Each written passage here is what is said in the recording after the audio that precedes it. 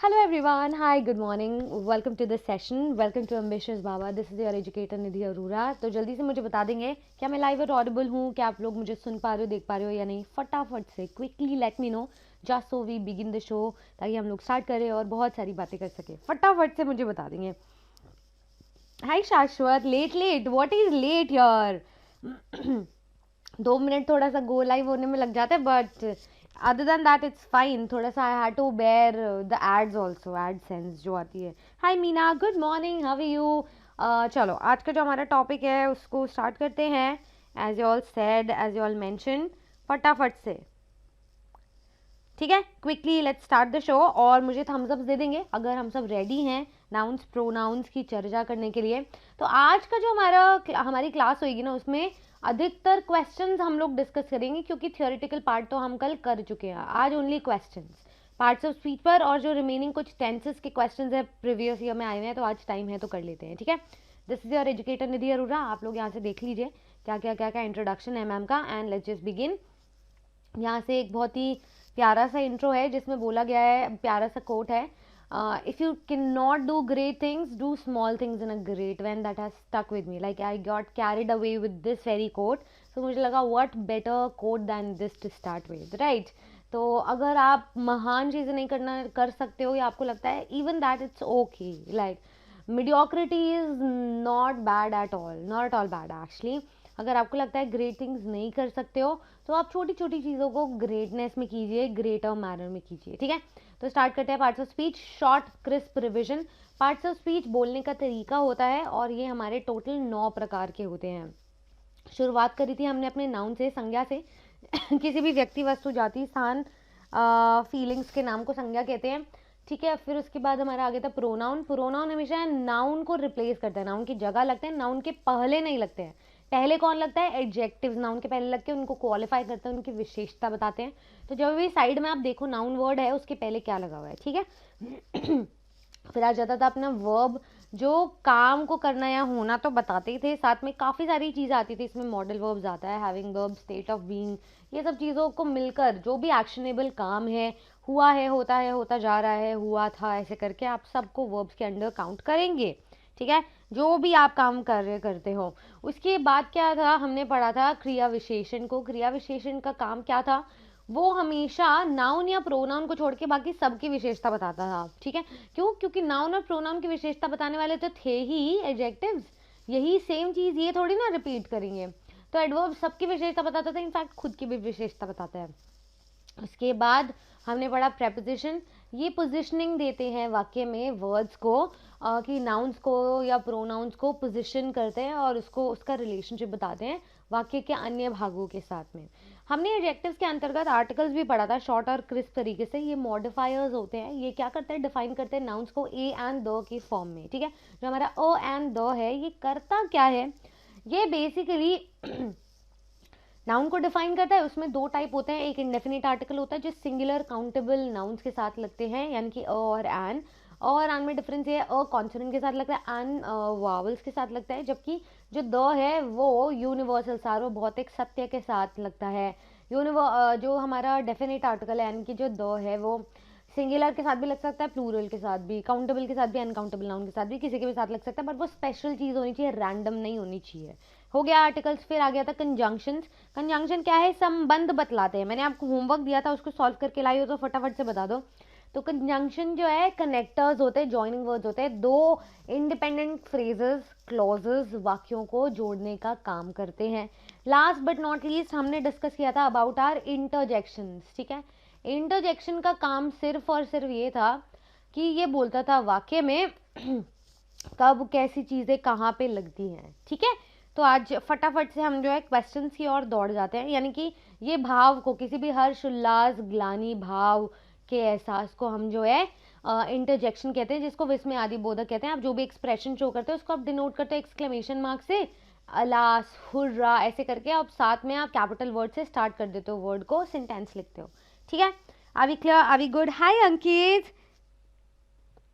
अरे अरे, बस बस बस, आप सेशन को सुंदर बना लो, वही बहुत है अभी तो. ठीक है, so make sure that you like and share this session. आप सेशन को लाइक कीजिए, शेयर कीजिए, सब्सक्राइब कीजिए एम्बिशियस बाबा को, एंड लेट्स जस्ट बिगिन. ठीक है, बहुत ही प्यारे प्यारे क्वेश्चंस आने वाले हैं, तो इसमें ना कोई ये नहीं बोलेगा मैम ये तो अभी ना हमें क्वेश्चन नहीं थ्योरी पढ़ाओ, तो थ्योरी मैं कल पढ़ा चुकी हूँ. ठीक है, तो आज क्वेश्चंस करते हैं, उसके लिए मुझे ज़्यादा से ज़्यादा कंपटीशन चाहिए. So everybody show up and show your warm presence और सेशन को शेयर कीजिए. इतनी सी दरख्वास्त है ताकि ज़्यादा से ज़्यादा बच्चे हमारे साथ जुड़ के अपने आंसर्स को दे सकें. हाँ चलो इस क्वेश्चन को सॉल्व करके बताओ तो फटाफट से. The ship dash Robinson arrived on the island. Island, ठीक है.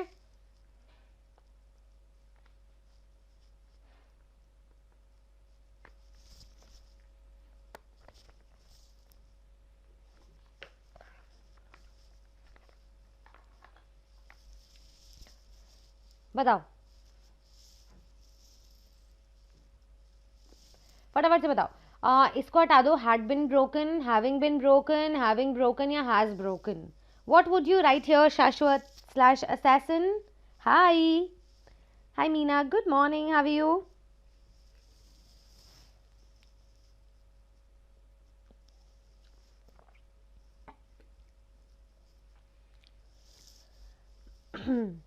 क्विकली बहुत सारे क्वेश्चन है आज हमारे पास में, तो हमको ज़्यादा से ज़्यादा प्रेजेंस चाहिए क्वेश्चन को डिस्कस करने के लिए. Okay great. तो एक एग्जाम्पल आपको बता दिया जाता है कि जो रॉबिन्सन है, यहाँ पे बोला कि हमें इस वाक्य को पूरा करना है. अगर मैं बोलूँ the ship had been broken, ship टूट गया था, Robinson arrived on the island. तो ये जो आइलैंड है और ये जो शिप है, दोनों की अलग अलग कहानी हो गई. एक सेंटेंस नहीं बना ये, इसको फिल करने के लिए क्यूम्युलेटिव सेंटेंस नहीं बना. ठीक है, शिप टूटा जा रहा था और रॉबिन्सन आया आइलैंड में, बट उसको जोड़ने के लिए कुछ नहीं है conjunction. The ship having been broken, ship टूटे जाने की वजह से रॉबिन्सन आइलैंड पर आया. ठीक है, द शिप हैविंग ब्रोकन कुछ नहीं होता यार, वो तो यहाँ पे इसको कुछ बिन की ज़रूरत है, बीइंग की ज़रूरत होती है. ठीक है, तो बीइंग या बिन में से कुछ तो आना चाहिए था, तो ये गलत हो जाएगा. The ship has broken, ship टूट गया था, रॉबिन्सन आइलैंड पे पधारा. ग्रामेटिकली ठीक है, बट इसको जोड़ने के लिए कुछ नहीं है ना. The correct answer would be option B, जोड़ने के लिए, एक ही सेंटेंस में बनाने के लिए. ए नहीं आएगा Ankit. The ship having been broken, टूटे जाने की वजह से रॉबिन्सन आइलैंड पे आया. ठीक है, चलो नेक्स्ट क्वेश्चन है. Three Idiots dash really a watchable movie. Three idiots जो है, कुछ भी यूज करो आप. देखो जब भी एग्जाम में क्वेश्चंस आते हैं आपके SBI IBPS PO के, तो हमको बस ये बात समझ में आती है कि एग्जाम में आपको ग्रामर रूल सारे एकदम से याद नहीं आएंगे, पार्ट्स ऑफ स्पीच एकदम से याद नहीं आएगा. बट हाँ, अगर आपने कोई चीज़ सुनी हुई है, वो आपको वैसे ही उस स्टाइल में अच्छी लग रही है जैसे आपने प्रैक्टिस की हुई थी, तब क्वेश्चंस बनेंगे. ठीक है, प्रैक्टिस से बनते हैं क्वेश्चंस.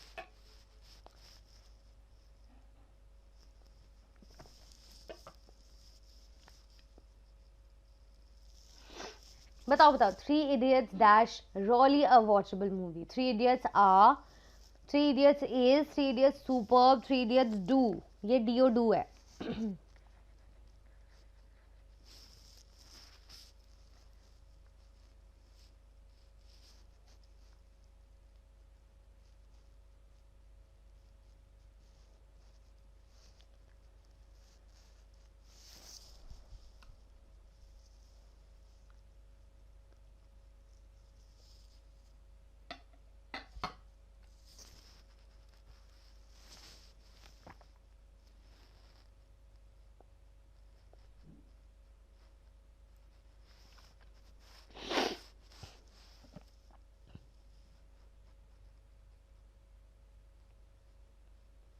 बताओ.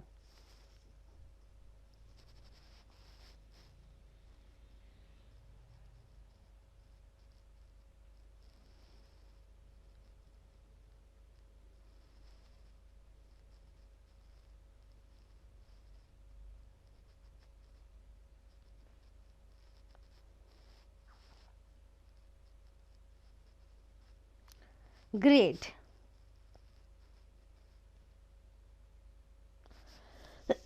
तो ना इससे हमको एक चीज़ समझ आती है. यहाँ पे थ्री इडियट्स जो है, एक मूवी का नाम है सिंगुलर। इडियट्स को देख के आर मत माने ना, 3 इडियट्स बोल रही हूँ मैं। 3 इडियट्स जो है वो ऐसे थे। 3 Idiots are roaming, 3 Idiots are superbly fantastically phenomenal, 3 Idiots are cynical. ऐसा नहीं बोल रही हूँ मैं, 3 इडियट्स को कंपेयर नहीं कर रही हूँ। ये सिंगुलर नाउन है क्योंकि ये मूवी को डिनोट कर रहा है। This is the name of a movie basically. तो यहाँ पे सिंगुलर ही आपका हेल्पिंग वर्ब लगेगा। सो 3 idiots is really a watchable movie. एक बहुत मतलब देखी जाने वाली फेमस मूवी है। Very good. आगे चलो। चिराग हार्डली एवर कुक्स। चिराग शायद ही कभी कुक करता है। ठीक है, यहाँ पे पूछा गया है कुछ क्वेश्चन टैग। तो मैं आपको बताती हूँ, जब भी आपकी जो स्टेटमेंट है वो पॉजिटिव होती है तो जो क्वेश्चन टैग है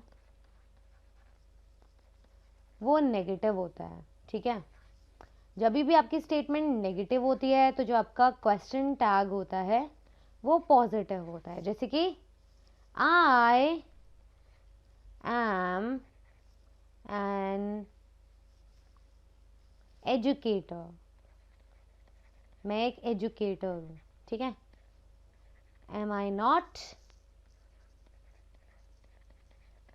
क्या बोला, स्टेटमेंट पॉजिटिव, क्वेश्चन नेगेटिव। इसको आप ऐसे भी बोल सकते हैं, एंट आई, नहीं हूं क्या, एंट भी बोल सकते हैं। समझ गए? इज या are. Hi Meena, that's right. अभी नेक्स्ट का आंसर दो फटाफट से। इज आएगा, आर नहीं आएगा। दोनों में कंफ्यूजन थी बट वो हमने क्लियर कर ली है, क्लैरिफाई कर दी है।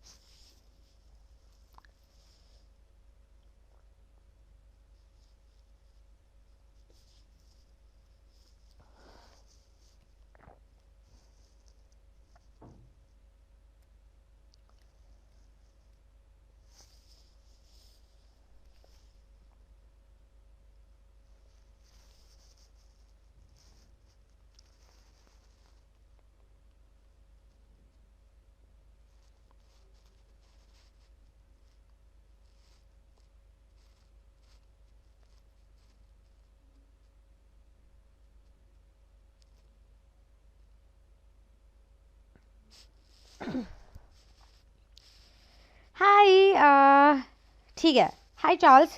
तो हमको पता है क्या समझ में आया? हिज लाइफ हिज रूल्स नहीं होता है। चिराग शायद ही कभी कुक करता है, नहीं करता क्या, ऐसे बनाना था। जब भी आपके पास, आपको ध्यान क्या रखना है, जो भी टेंस चल रहा है वही क्वेश्चन टैग में भी टेंस आएगा। ठीक है, ये हमारा सिंपल प्रेजेंट टेंस चल रहा है, इसका जो हेल्पिंग वर्ब होती है वो डू या डज होती है। इसके साथ में आप नॉट भी लगाओगे। ठीक है, या तो आप डोंट लगा सकते हो या आप डजंट लगा सकते हो, इन दोनों में से एक चीज़ लगाओगे, क्योंकि नॉट भी आना चाहिए ना। क्वेश्चन टैग है, ये पॉजिटिव है तो उसका नेगेटिव आंसर निकलेगा।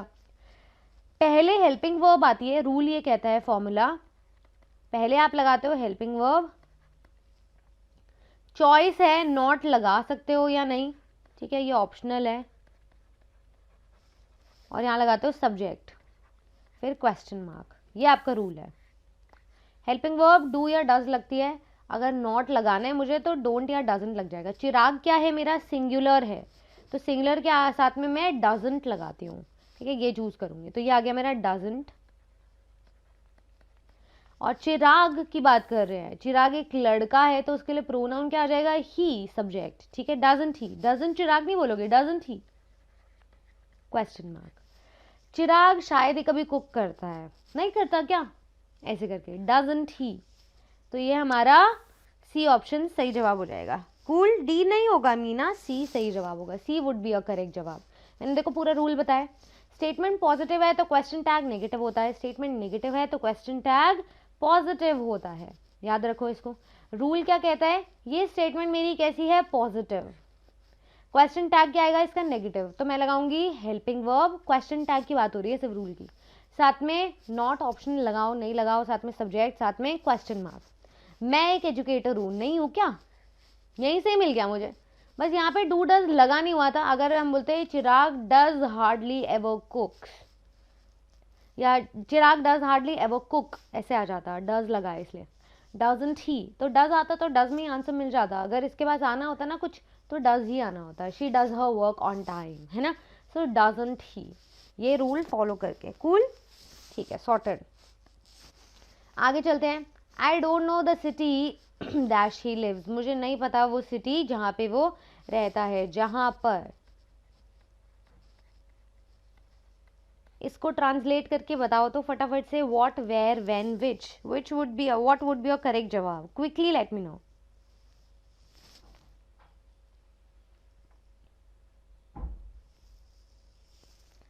बहुत सारे क्वेश्चंस है यार, फटाफट से बताओ. मैराथन की तरह सेशंस आ रहे हैं, सेशन पे सेशन, सेशन पे session.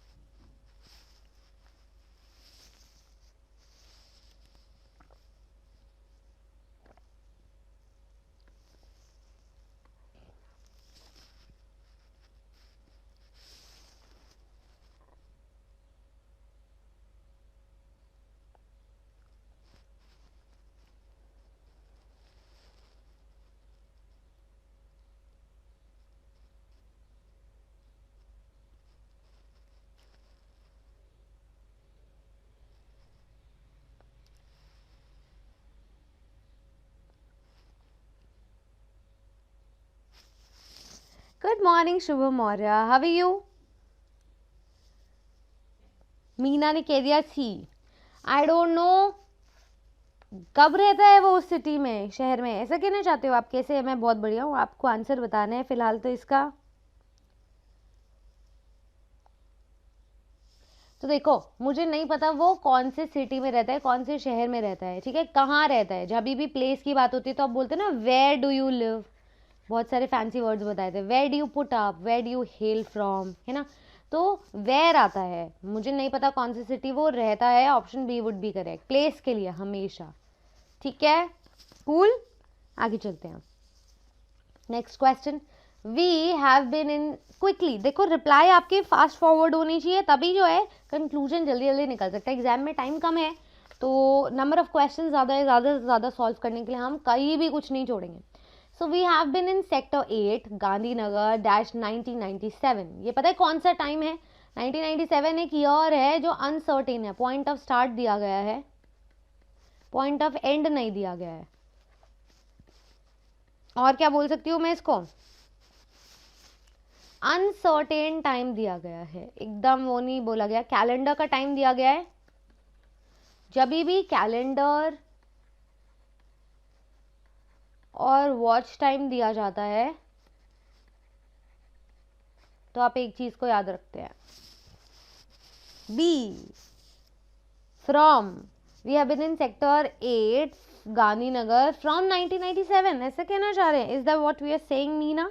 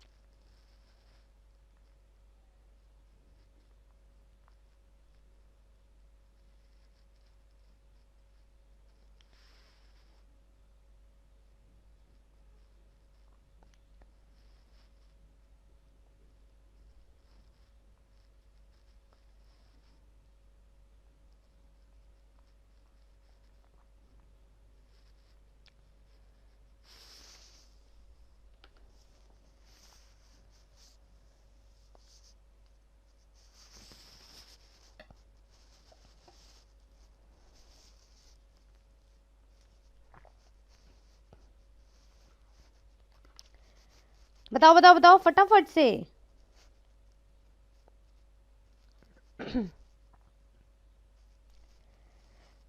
B, B. Hi Anna, hi Meena. Okay, 13th का बी.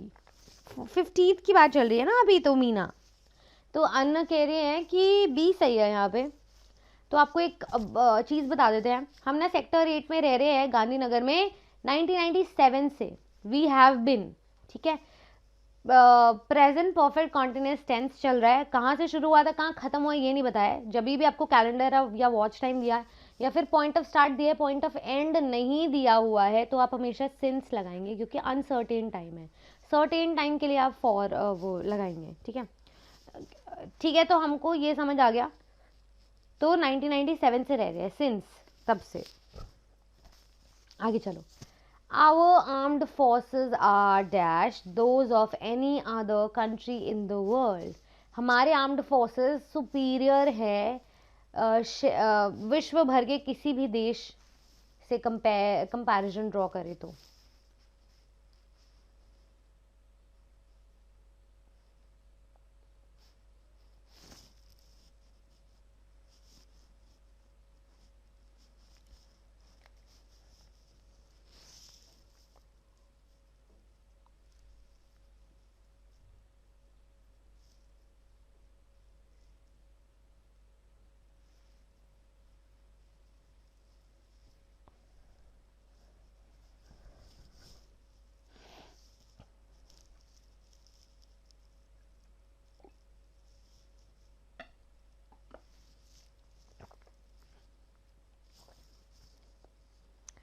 फिफ्टीन का डी, सुपीरियर ऑफ कह रहे हैं आप Meena.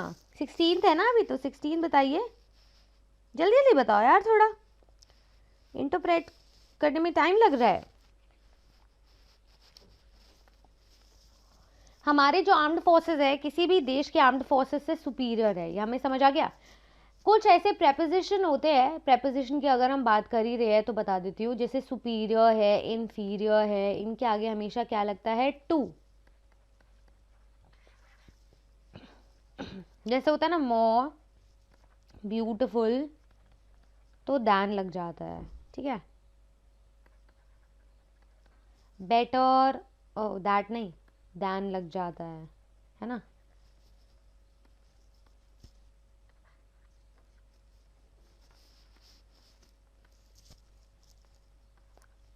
Prettier,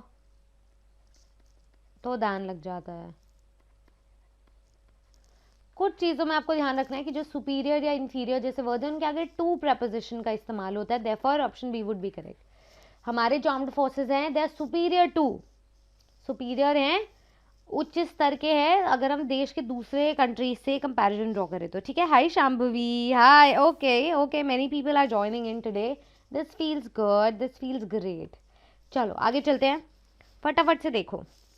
he deserves my thanks for, वो डिजर्व करता है मेरे थैंक्स किसके लिए, डैश के लिए, मेरे पर्स के लिए, और उसने रिटर्न कर दिया था मुझे उसमें से बिना लौटाए, मतलब उसको बहुत बहुत शुक्रिया, उसके लिए तारीफ़ कर रही है, दुआ दे रही है उसको, वो बहुत थैंक यू डिज़र्व करता है कि भाई उसने मेरा पर्स लौटाया, मतलब उसने उसको मेरा पर्स मिला, उसने मुझे लौटाया और उसमें से कुछ निकाला भी नहीं। That's very nice of him, that's very kind of him, okay.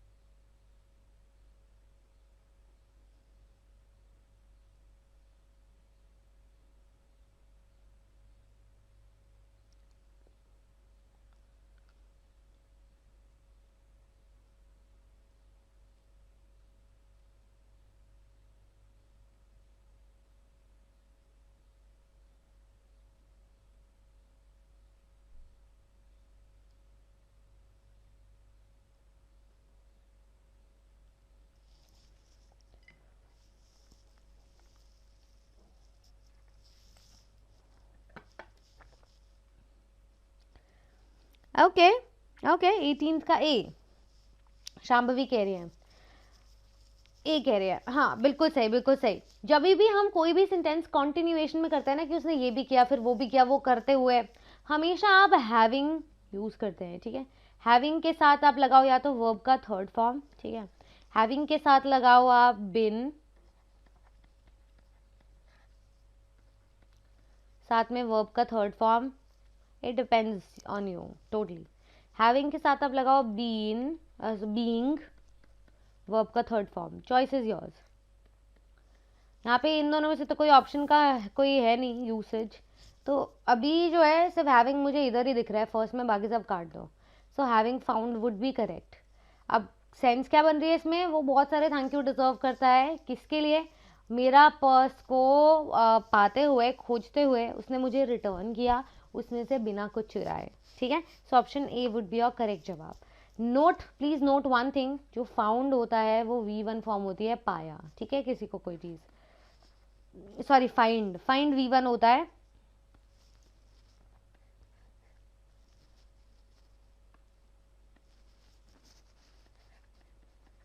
ठीक है, फिर हो जाता है अपना फाउंड, जिसको हम बोलते हैं V2। तीसरा जो फॉर्म होती है ना, दो तरीके से एग्जिस्ट करती है, एक आता है फाउंड, दूसरा आता है फाउंडेड। दोनों ही V3 है। फाउंड और फाउंडेड में क्या डिफरेंस है? कोई चीज़ आपने बहुत पहले खोज की हुई थी, जैसे कि the founder of the company founded this, ठीक है, डिस्कवर किया था। और ये नॉर्मल तरीके से आप फाउंड यूज़ कर सकते हो, आपको कोई चीज़ मिली है तो। ठीक है, ये फाउंडर से रिलेटेड फाउंडेड होती है। फाउंडेड माई पैशन भी हो सकता है, बहुत पहले की कोई बात है, तो फाउंडर ने भी अगर कोई खोज करी है, कंपनी के जो फाउंडर होता है, किसी आइडिया के फाउंडर होता है, उसने कोई खोज करी, सो ही फाउंडेड दैट थिंग। ठीक है, चलो आगे चलते हैं। 18th का सी नहीं, 18th का ए ही होगा जी, बौखला मत जाइए। Next, the green eyed monster means, हरी आंखों वाला मॉन्स्टर का मतलब क्या है? हेट्रेड है, लव है, लिव है, जेलसी है। अब ढूंढ कर लेकर आओ, फटाफट से गूगली मारो, ग्रीन आइड मॉन्स्टर किसके लिए यूज होता है।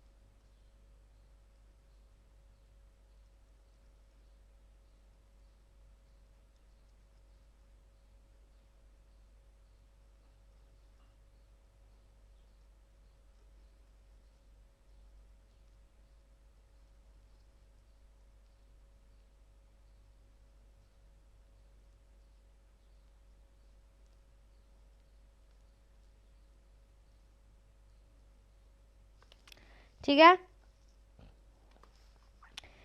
Hi Pradeep, how are you, good morning. तो हमको क्या पता चला है? ग्रीन आई जो मॉन्स्टर होता है वो सिंबॉलिक, किसका सिंबल होता है? जेलसी का। तो यानी कि इसका मतलब है जेलसी, क्लियरली, और कुछ नहीं है। आगे चलो। 20th question, the electricity is dash than coal. Electricity क्या है? कोल से चीप है। ठीक है, कोल से सस्ती है। सस्ती मस्ती, चीप थ्रिल्स, कंपैरिजन ड्रॉ करो, सस्मिनी सस्ती।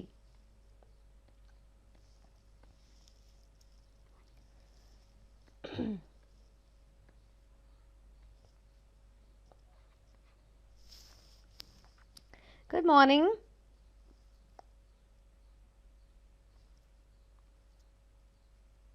Okay, I will get back to that Pradeep, don't worry, हम सॉर्ट करते हैं, इसको भी करते हैं।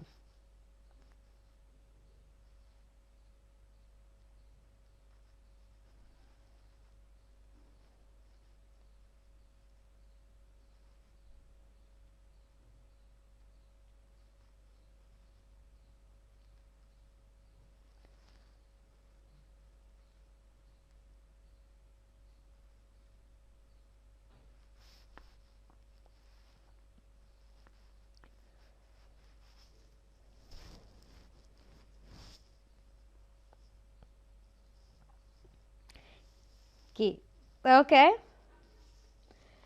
चलो बताओ, इलेक्ट्रिसिटी जो है वो कोल से सस्ती है, कंपैरिजन ड्रॉ करा है। कौन सी डिग्री लगाओगे? आपने लगाना है एडजेक्टिव की कंपैरेटिव डिग्री। अब लगा दो,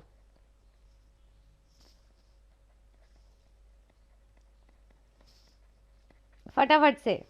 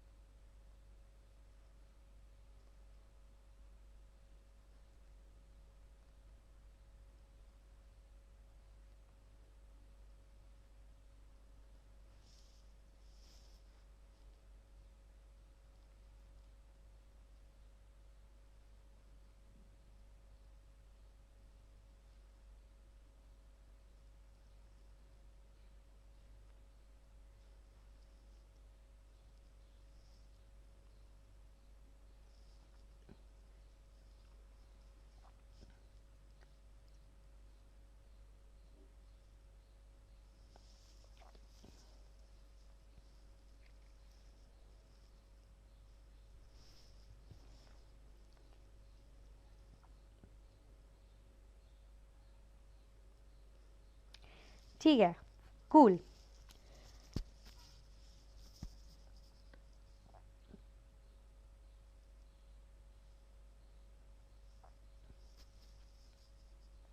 कुछ टेंसेस के क्वेश्चंस डिस्कस कर लेते हैं हम, ठीक है जी।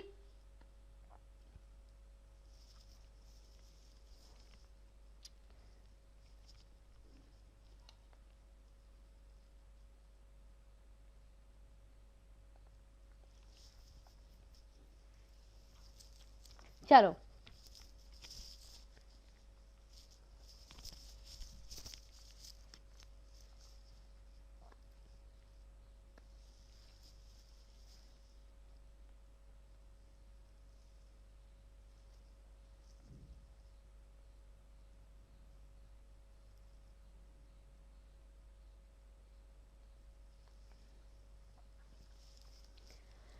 अच्छा ये तो हमने एक डिस्कस किया था, जो सिंपल प्रेजेंट टेंस है इसका यूसेज क्या क्या होता है, कि देखना, सुनना, टच करना, स्मेल करना, टेस्ट करना, ये सारे सेंस वर्ब्स ऑफ सेंसेस होते हैं। तो यहाँ पे आप हमेशा जो है वर्ब का फर्स्ट फॉर्म लगाते हैं, साथ में सिंपल प्रेजेंट टेंस का यूसेज होता है, ठीक है।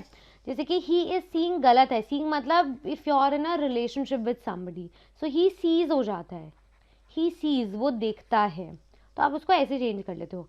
नेक्स्ट क्वेश्चन में हमने देखा था जो एरर है, जब भी दो एक्शंस है पास्ट के हो रहे हैं एक के बाद एक, तो आप हमेशा पास्ट परफेक्ट टेंस चूज करते हैं ये दिखाने के लिए कि कौन सा एक्शन पहले हुआ था। जैसे कि the music already started when the curtains open, ठीक है। तो आपको ये बताना है जब भी दो एक्शंस हो रहे हैं एक के बाद एक हो रहा है, when you walk up, you know took a bath, you had breakfast, you ate some food, whatever it is, whatever is it, तो इसका मतलब ये हुआ कि जब भी दो एक्शन हो रहे हैं आप तो पास्ट परफेक्ट टेंस चूज करोगे जो एक्शन पहले हुआ है सीरीज ऑफ एक्शंस में। तो जब म्यूजिक जो है पहले स्टार्ट हो गया था, जब कर्टेन्स खुले, ठीक है, पहले ही स्टार्ट हो गया, पहले इवेंट क्या था, music, so music had already started, past perfect tense में ये आएगा। वेरी गुड चीपर, very good Vasantha, great. Let's move on, next question, फटाफट से फोकस करेंगे।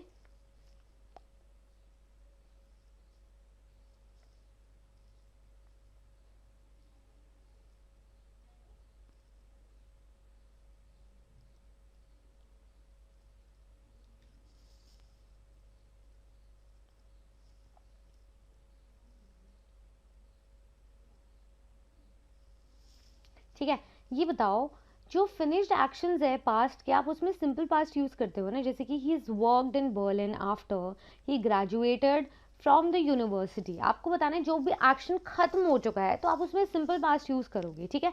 तो आपको कुछ और नहीं यूज करना, उसने वर्क किया हुआ है बर्लिन में जब वो ग्रेजुएट हुआ था अपनी यूनिवर्सिटी में, तो उसने किया था। अभी हम सिंपल पास्ट के बारे में बात करें, ना कि पास्ट परफेक्ट के बारे में। सिंपल पास्ट में आप हैड तो कतई ही नहीं लगा, तो इसको फटाफट से काट देंगे सब लोग, ठीक है। तो एरर कहाँ है अब बताओ मुझे, हैज हैव भी नहीं लगाओगे, so where is the error, spot the error फटाफट से। यस वेरी गुड, जो हमारा एरर है वो है यहाँ पे, ठीक है। So error is in one, he worked in Berlin after he graduated from the university, उसने बर्लिन में काम किया है यूनिवर्सिटी से ग्रेजुएट होने के बाद में। ऑप्शन वन जो है अपना करेक्ट जवाब हो जाएगा। नेक्स्ट चलो, पैरेललिज्म की बात हुई है, पैरेललिज्म यानी कि सीरीज ऑफ इवेंट्स, उसको आप वैसे ही टेंस में जोड़ेंगे। पैरेललिज्म मतलब जिस टेंस से शुरुआत की है, जिस टेंस पे चल रहे हो, उसी टेंस को हर एक एक्टिविटी के लिए कंटिन्यूएशन में बताएंगे। जैसे कि Olympic athletes usually like competing, यहाँ पे क्या लगा है, जेरिन लगा है। Competing V1 plus ING is equal to V4 लगा है। Practising and to eat ice cream sandwiches, तो ईट टू ईट आएगा, बताओ जी एरो कहाँ है, ये आएगा एंड ईटिंग आइसक्रीम सैंडविचेस, ये लगाएंगे आप, ठीक है, एंड ईटिंग आइसक्रीम सैंडविचेस। आगे चलो,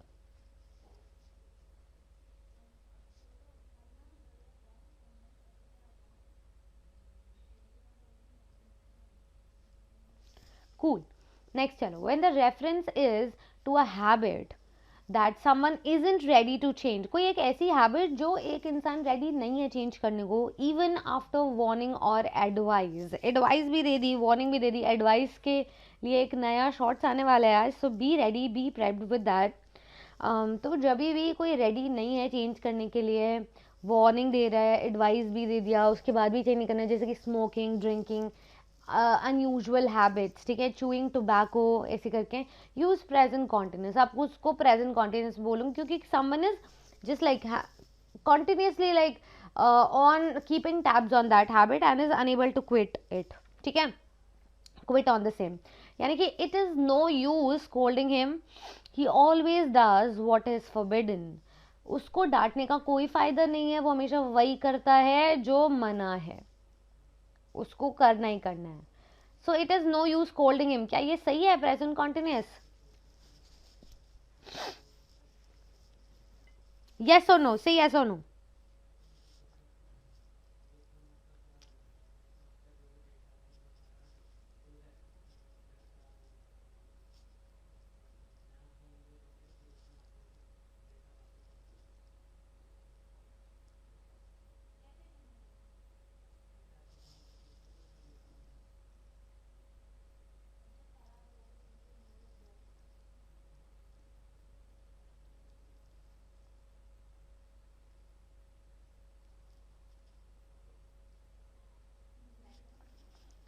Very good, perfect.